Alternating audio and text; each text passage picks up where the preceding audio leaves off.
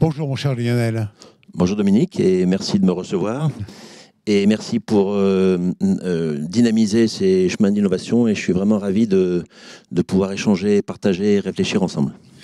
Écoute, tu sais, l'univers des industries graphiques nous intéresse au premier chef, hein, donc notre écosystème est né de cela d'ailleurs, il faut jamais l'oublier, hein, même si aujourd'hui c'est beaucoup élargi à tous les métiers. Je crois que cela m'inspire de cet échange avec toi. Donc effectivement, comment effectivement mettre l'imprimé au cœur de un certain nombre de décisions.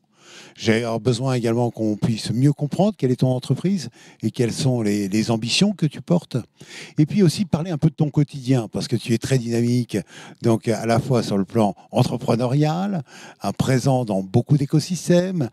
Tu fréquentes, bon, tu es un acteur qu'on regarde et qu'on observe Mais face à ça, allez, parle-nous un petit peu de Chomel. De quoi parle-t-on, hein, tes ambitions et ton quotidien?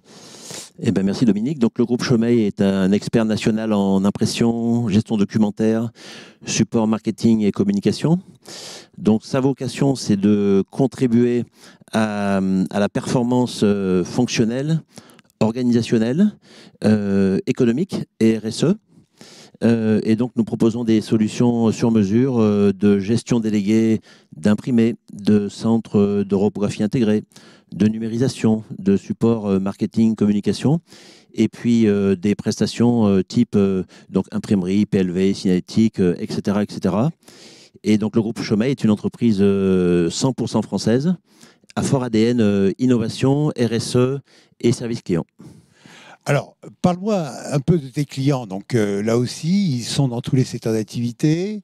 Parce que lorsqu'on est en reprographie ou lorsqu'on fait de la PLV, on n'avait pas les mêmes clients. Là aussi, il y a un vaste panorama de clients qui aujourd'hui recourent donc à tes besoins.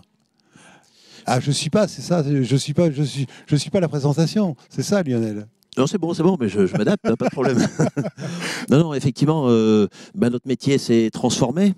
Mon rôle, c'est d'adapter l'entreprise aux besoins et aux nouveaux besoins des donneurs d'ordre.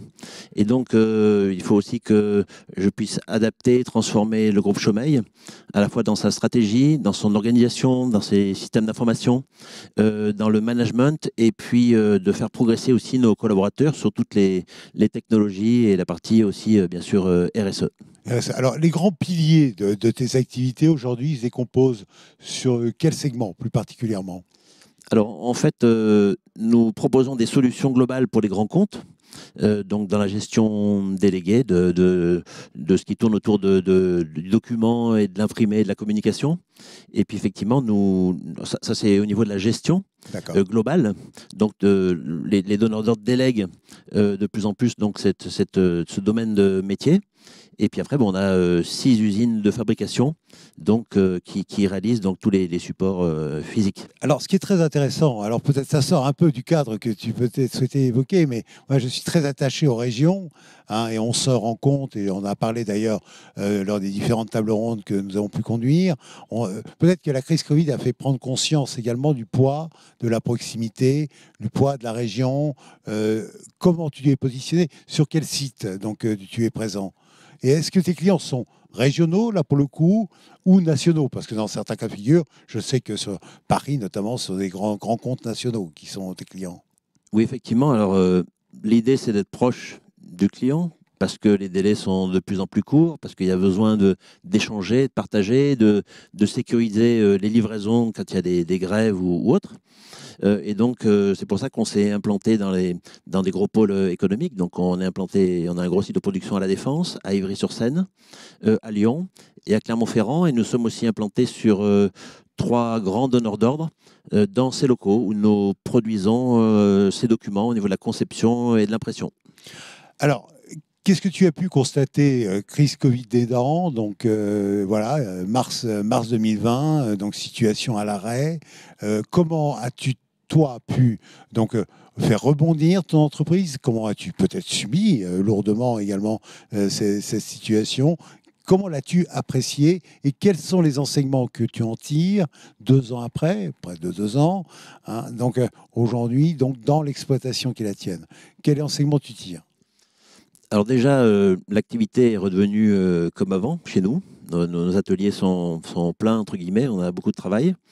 C'est vrai que au démarrage où l'ensemble de l'activité s'est arrêté, économique, Oui. eh bien nous avons essayé d'innover en fabriquant des visières, des panneaux plexiglas, de la signalétique de santé. Mhm. Il a fallu aussi, on en a profité pour réfléchir, on en a profité aussi pour former nos collaborateurs à la visio, mais aussi à communiquer entre nous, à utiliser les réseaux sociaux, etc., etc. Donc en fait, il a fallu, enfin, l'idée c'est que ça devienne une force de profiter et de rebondir, et c'est une opportunité de progrès et d'avancer pour les entreprises. D'accord. Et aujourd'hui, on parle beaucoup dans l'imprimé actuellement, donc des tensions sur le papier. Est-ce que cette situation, tu y es directement concerné? Comment tu le gères? Comment tu l'apprécies? Alors, on sait très bien que la relation avec les grands donneurs d'ordre est toujours essayer d'avoir le meilleur prix. Naturellement, comment tu gères ce mix de situations qui est bon, qui peut être un peu dommageable pour certains industriels? Donc il y a des paramètres sur lesquels on peut jouer, d'autres sur lesquels on ne peut pas. Là, en l'occurrence, la raréfication des matières premières ou la hausse du prix du papier, c'est mondial, on n'y peut rien, donc il faut s'adapter. Donc jusqu'à maintenant, nous avons opté pour ne pas répercuter ces hausses sur nos clients, donc notamment en faisant des gains de productivité dans nos ateliers, dans notre organisation. Mais on ne sait pas si on va pouvoir continuer comme ça. En tout état de cause, l'idée, c'est d'expliquer. Je pense que tous les donneurs d'ordre sont sensibles à ces évolutions enfin, cette inflation. Et donc, on va essayer peut-être d'impacter notre politique tarifaire de manière minimum sur ces points-là. Alors, tu parles beaucoup du consommer moins, consommer mieux. Qu'est-ce que tu veux dire donc lorsque tu portes ces sujets, ces valeurs? Bah, il y a quelques années, le paradigme, c'est de dire plus vous imprimez, moins c'est cher. Mhm. Ce qui est une énorme bêtise. Effectivement, le prix unitaire de l'imprimé est peut-être plus bas, mais l'enveloppe au final est plus élevée. Mhm. Donc maintenant, je pense qu'il y a une prise de conscience globale qu'il faut moins imprimer, mais mieux. Donc moins imprimer, ça veut dire il y a un certain nombre de documents qui sont digitalisés, d'autres qui sont imprimés dans des quantités moindres. Et donc l'idée, c'est d'enrichir les imprimés, les améliorer de manière à booster leur impact par rapport notamment à l'ensemble des autres médias qui peuvent être complémentaires. Alors, comment, je sais que tu es très sensible à la démarche RSE, ça fait partie d'un de tes piliers sur lequel tu milites beaucoup. Comment ça se traduit dans l'exploitation qui est la tienne? Alors c'est un vaste sujet, la RSE, hein. Donc il y a le domaine effectivement environnemental, social et éthique. Alors on peut peut-être parler de l'environnemental. Donc effectivement, outre le fait de digitaliser tous les process de commande à travers des plateformes, de sensibiliser les consommateurs donc à consommer moins et mieux, il est aussi de notre devoir d'utiliser des technologies propres, plus propres, d'utiliser des supports d'impression recyclables, recyclés.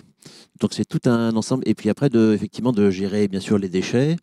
Et la partie livraison logistique est un point important. Et donc l'idée, c'est aussi de massifier et d'unifier les transports, sachant que avant la tendance était de stocker des documents. Maintenant, vu la rapidité de l'obsolescence des informations, eh bien le stockage, maintenant, il faut avoir des stocks minimum.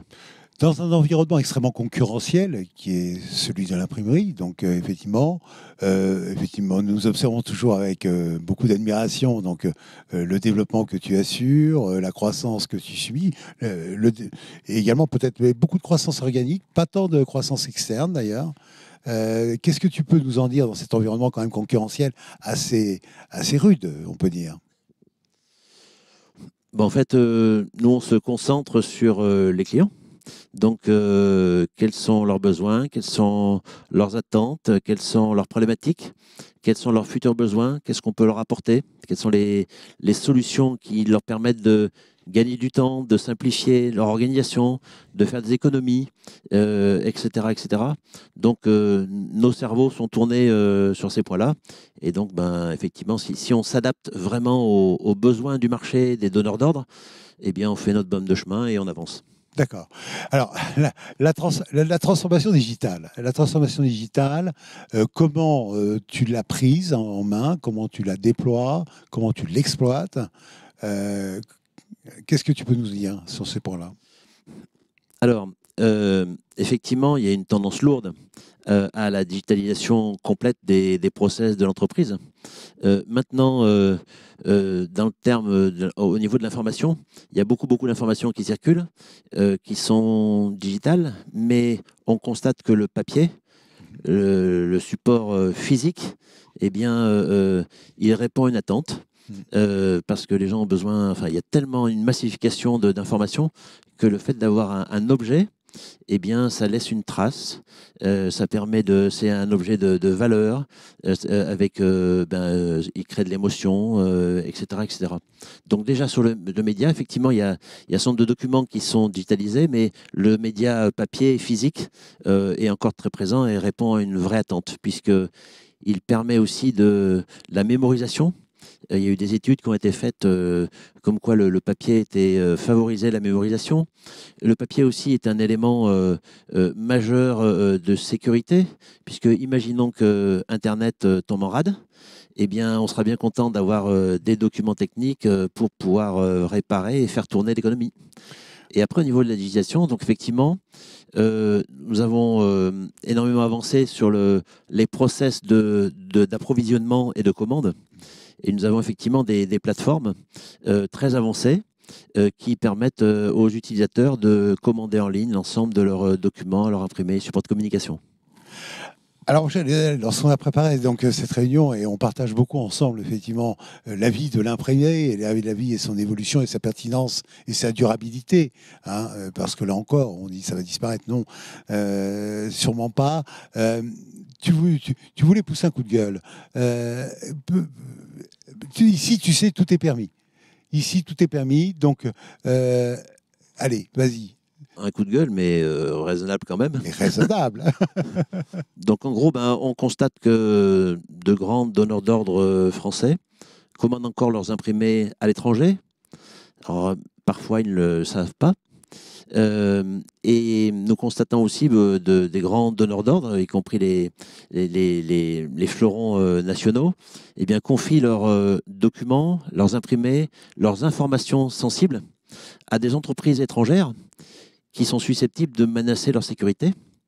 Et donc, nous, notre conseil, c'est vraiment de vérifier en amont la vraie nature de leurs partenaires. Et à ISO Performance, eh bien de choisir et de préférer les entreprises françaises et le fabriquer en France. Merci. Eh bien, écoute, d'abord, bravo pour tout ce que tu fais, bravo pour la dynamique que tu apportes à cette profession. Et tu en es encore la preuve là à nos côtés ce soir. Je pense qu'effectivement, nous sommes convaincus des valeurs que tu portes, hein, et des ambitions que tu portes.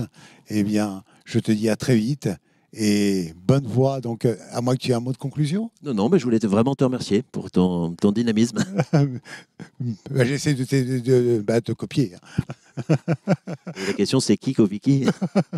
Merci encore. C'est un vrai Dominique. plaisir. À très vite.